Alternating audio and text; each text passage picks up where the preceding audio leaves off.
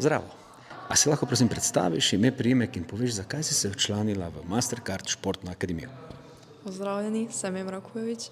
Najbolj sem začela zaradi tega, ker mislim, da nimam kaj za izgubiti. Akademija lahko samo prinese nove izkušnje in veliko novega znanja, ki mi lahko pomaga na moji nadaljnji športni poti. Kateri od 6 temeljev, ki se jih bomo učili in se jih učimo, se ti zdi najbolj pomemben in zakaj? Najbolj se mi zdi psihologija, ker se mi zdi, da je športnik velikokrat kar pripravljen fizično, ampak psihično še ima motnje, na primer trema pa kaj takega, mislim, da lahko veliko vpliva na njegovo tudi predstavo ali pa izvedbo na tekmi in da mislim, na tem področju lahko še veliko bolj delam za samozavestnosti in tem.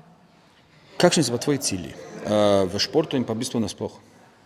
Ja, nasploh bi rada uživam v tem, kar delam, športno pa da tudi se čim bolj potrudim tistem, kar delam, da z ekipo pridemo do najboljših možnih rezultatov in da se izkažemo v najboljši možni luči.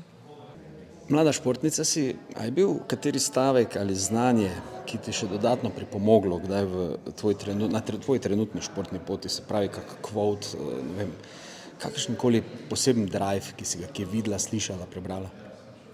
Ja, je bil.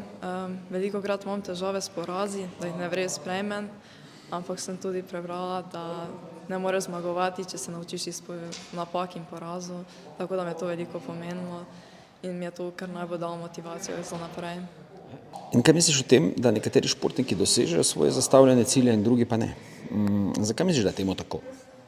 Ja, mislim, da velikokrat tudi lahko to trema ali pa da tu nimaš, meni je to veliko pomagalo od trenerja, podpora od družine in mojih najbližjih, tako da tudi odvisnost športnika, koliko da sebe in svoje sposobnosti, ni samo talent, ampak tudi treningi, prehrana pa različne stvari, ki vplivajo na to, koliko boš uspešen, najbolj pa si ti sam od sebe odvisen. Kaj je zdaj tvoja največja prednost in kaj največja slabost?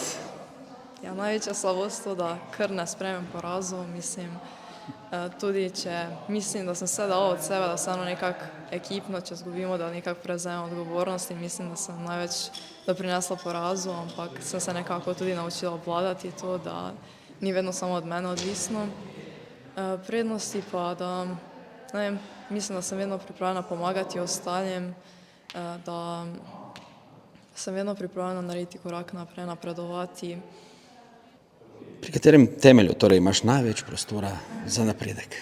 Ja, kot sem že povedala, psihologija se mi zdi najbolj, ker mi se že velikokrat zgodijo, da ne pokažem na tekmi 100% vse, kar zmorem in znam, glih zaradi te treme, ki me mantra čez noč ali pa zjutraj pred tekmo.